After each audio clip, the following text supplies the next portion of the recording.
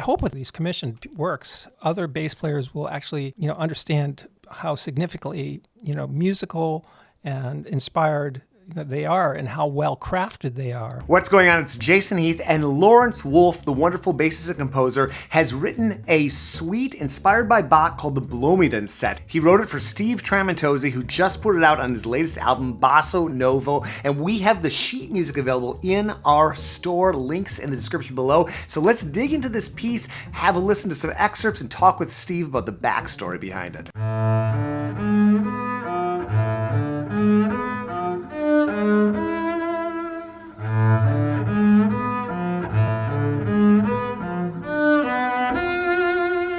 That's the advantage of having, the composer be a bass player as well. I mean, he really knew the instrument, and he can play these pieces. He played some for me, and he showed me a few of the unique techniques in a couple of the movements. Like I said, another really fluid and natural talent he had, and his vibrato, is the way he shifts, the way he times his shift. I mean, his shift, I try to tell my students, fine, between that note and that note, there is a shift.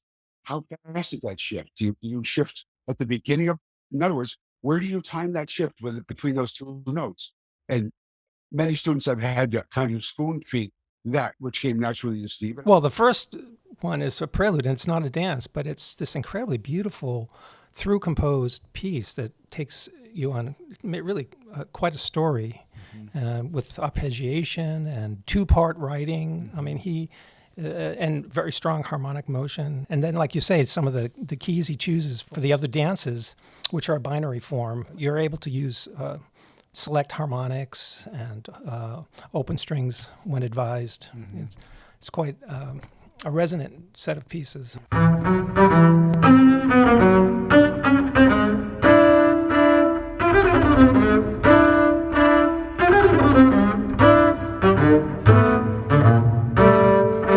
Ideas come everywhere, and then I'll go to the piano and try to piece together.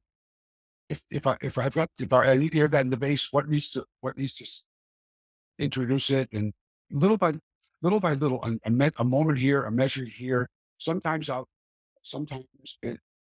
big swath of measures come to me, not measures, but phrases, let's say, come to me, and I'll put them down. Wait a day, and then come back and say, okay, that works, that doesn't, and then I have to sort of discard what simply is either redundant or you're not useful. And little by little, I suppose that it is trial and error.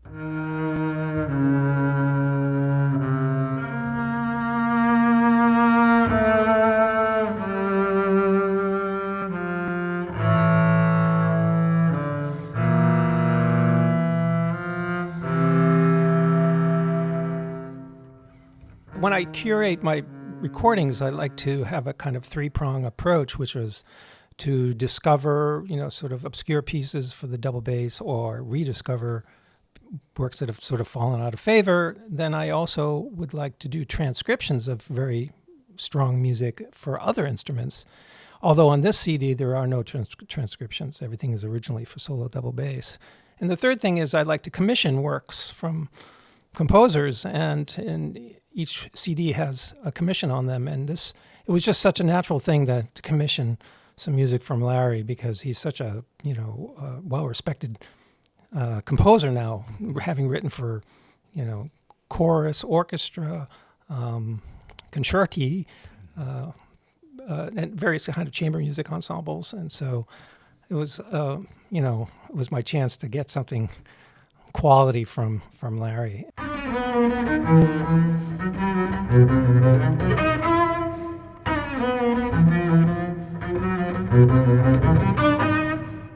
Composing is selfless. You're giving yourself,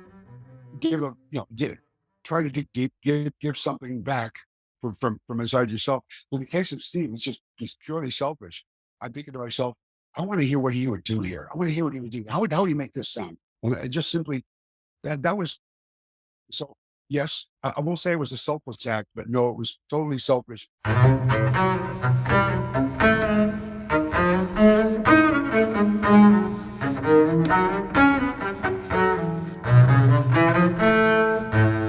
I hope with these pieces, these commissioned works, is that other bass players will actually understand how significantly musical and inspired they are, and how well crafted they are, and well written for the bass, as challenging as they are, and hope that they become sort of popular and part of the repertoire in the future.